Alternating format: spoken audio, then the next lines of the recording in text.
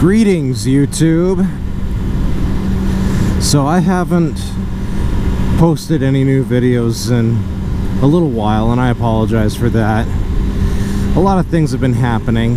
I got this GoPro Hero 4 Black recently, finally, and so it's been taking some getting used to.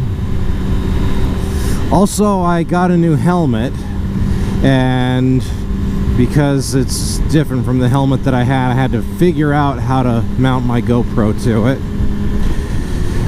Yeah, my old helmet I'd had for 13 years, and before you say, well, you should only have a helmet for 3 years or so before you replace it, I know that, but yeah, I just didn't. And for 7 of those 13 years, I hadn't been actively riding. I mean, I'd ride once in a while, but I didn't own a bike for 7 years. This is the first bike that I've owned in 7 years. So, cut me some slack. But I'm here now. I'm riding. I'm making a video. And you're welcome. But I wanted to talk a little bit about why I started this motovlog. Well, for a number of reasons, really. One, I've mentioned in other videos that I was a videographer in a past life. I still do a lot of videography, but I like to make videos, and I've actually made a number of YouTube channels based on some of the things that I've done. Anytime I take up a new interest or there's something I'm passionate about doing, I tend to start vlogging about it on YouTube. And in the past, when I've owned motorcycles and ridden motorcycles, I never really did any motovlogging. Motovlogging wasn't really a thing back then when I owned my previous bikes. Well, it is a thing now, and it's something that I've decided I'm never going to be without a bike again. So I decided that I'm gonna vlog about it. But another reason that I wanted to start motovlogging is because of my love of motorcycles. I wanted to build a community. I want to build a community of like-minded riders, and I don't necessarily mean just sport bike riders. I mean just riders in general, motorcyclists. So yeah, those are the biggest reasons why I wanted to start this motovlog, and I hope it's something that you guys can enjoy. I enjoy making it, and I hope to enjoy sharing it with people. Anyway, so let me talk about this new helmet that I got. I got the Scorpion EXO-T510. It's only DOT rated, it's not Snell rated. I've done the research on Snell versus DOT, and I'm kind of up in the air as to whether or not there's really even any benefit to getting a Snell rated helmet, other than you get to pay more usually. No, that's not always the case. But one of the things I like about this helmet is it's got the flip down sun visor built into the helmet, so I no longer need to wear sunglasses inside my helmet. I know I made kind of a thing about that in one of my previous videos where I went to Walmart and bought sunglasses specifically for wearing inside my helmet. Now that's no longer even an issue, and I just think that's freaking cool. Anyway, right now I'm on my way to BioLife, where I donate plasma and get paid to donate plasma so that I can pay for my motorcycle. Yes, I literally bleed to own this bike. And you know what? In my opinion, that's a small price to pay. Oh, there's a cop directly ahead of me. I'm speeding towards the cop. So I'm going to allow the cop to speed away from me. Oh, you know what? I have a Cardo, and I haven't even turned it on. there we go. Now it's on. Now if my wife calls, I'll be able to talk to her.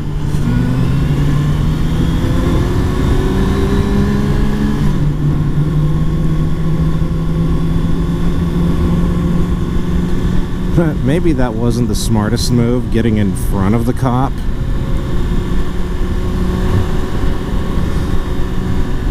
Oh well. Too late now.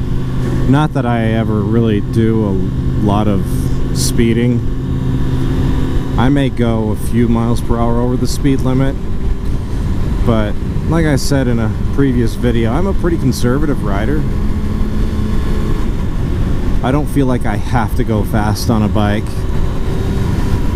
Okay, that's not always entirely true. Sometimes I feel like I have to go fast, and so I do, but I've never been pulled over by a cop for speeding on a motorcycle. The only time I've ever been pulled over on a motorcycle was because the cop ran my plate and he ran it wrong, so it showed up as not being registered. And so he pulled me over in front of my house and made me sit there for like 15 minutes while he figured out why he couldn't run my plate. Then he realized he ran it wrong. He ran it again, came right up on his computer. Yeah, I will admit on this stretch I usually go faster than the speed limit, but not when I can see a cop in my rearview mirror, in my left mirror. So this part of town is really cool. This road used to be called Skyline. Now it's called Red Hills Parkway. I think people probably still refer to it as Skyline because you can look out over the greater part of St. George. Obviously you can't see the stuff that's beyond those plateaus, but it's just a really cool lookout, and they have places along the road here you can pull off and just kind of look over the city.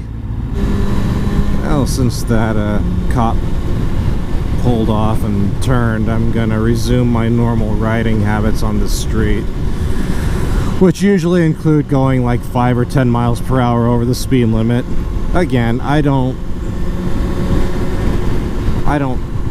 do a lot of heavy speeding on this bike. Yesterday I was riding down one of the other streets in town, and I was happened upon from behind by another rider. I don't know what he was riding because he kind of zoomed ahead of me faster than I could get a look at what he was riding, but it was an older kind of beat up sport bike. And I'm not impressed when other sport bike riders show off for me, popping wheelies and speeding away, but he did that, and I guess hats off to you, bro. Good on you. You know how to ride a sport bike. Congratulations. I'm more impressed by riders who can go fast and know how to safely maneuver quickly, but show a little bit of self-control. I mean, you guys have seen me go a little bit fast in my videos. You've seen how I like to accelerate quickly on the freeway. But I also know how to keep it under control.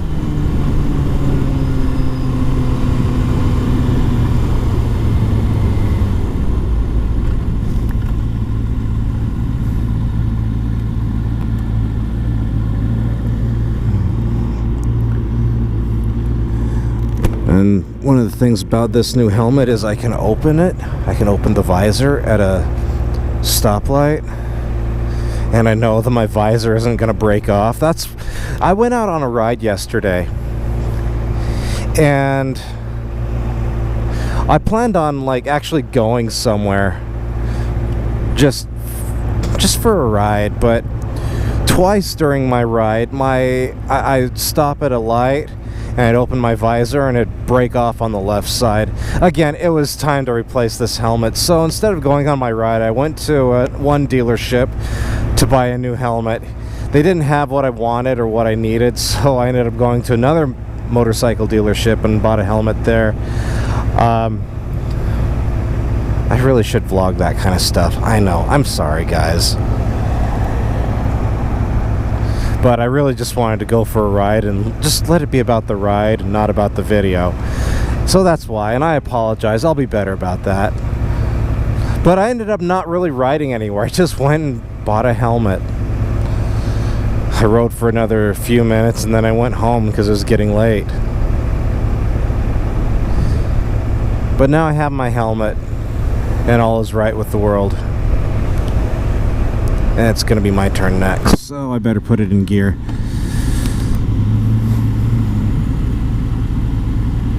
Here we go.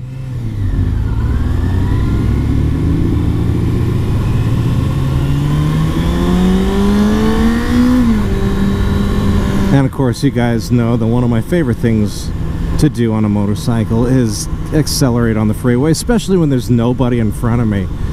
I can just take this turn here and then open it up wide.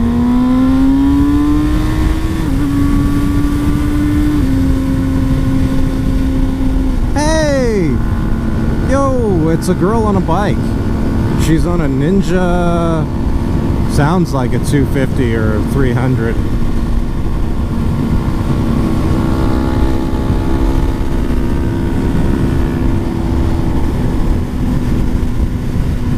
I like seeing other people on bikes. I think it's kind of hot when a girl is riding a sport bike. And I don't even know what that girl looks like. And there she goes.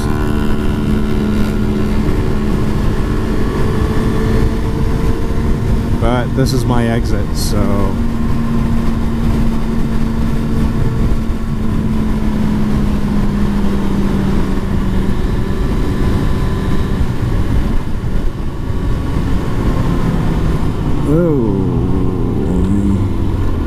Traffic's a little backed up on this off-ramp,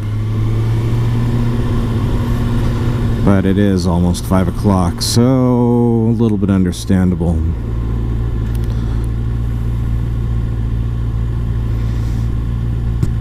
And I'm gonna just get in the other lane here. I really don't feel a need to stay behind this semi-truck.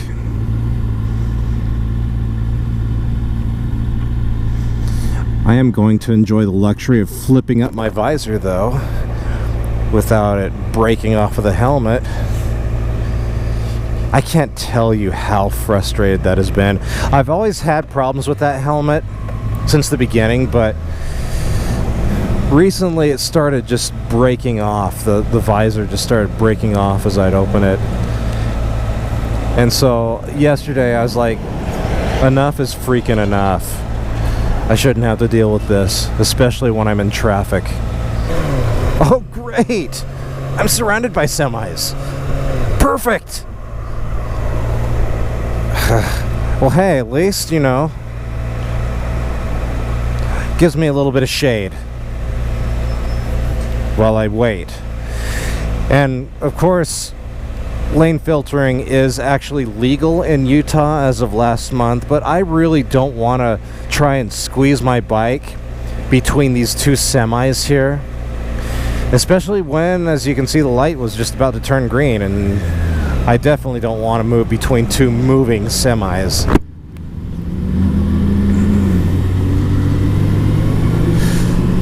Again, I try to be a responsible rider, but I have no problem with zooming around people. Oh wait, this isn't my turn. What am I thinking? I'm just so excited to have needles stabbed into my arm so they can suck out my blood.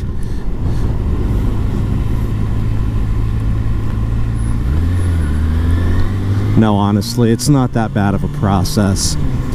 I get to lay on a bed for an hour and watch Netflix on my phone, and they give me free Wi-Fi, and at the end of the process they put some money on a prepaid card that they gave me. So, you know, there are worse ways to pay for your motorcycle.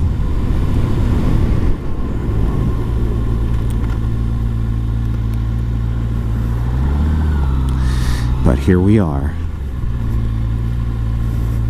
And they have a little motorcycle parking spot right here, which I see somebody has decided to park their car into half of.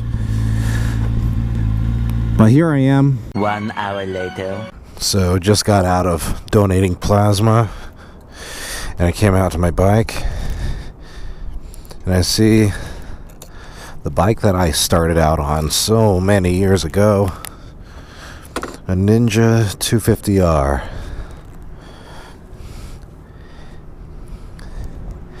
Anyway,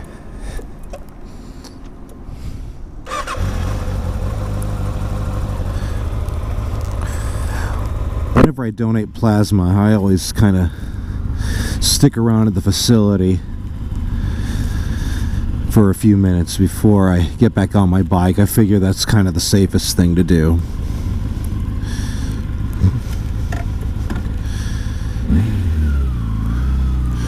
And now I'm gonna go draw out the money that I earned from donating plasma.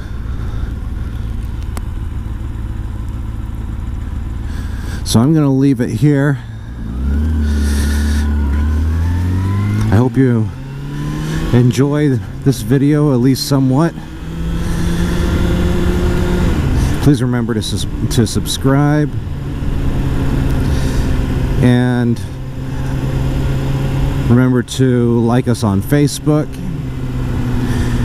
And until next time, remember, life is better on two wheels. Ride safe.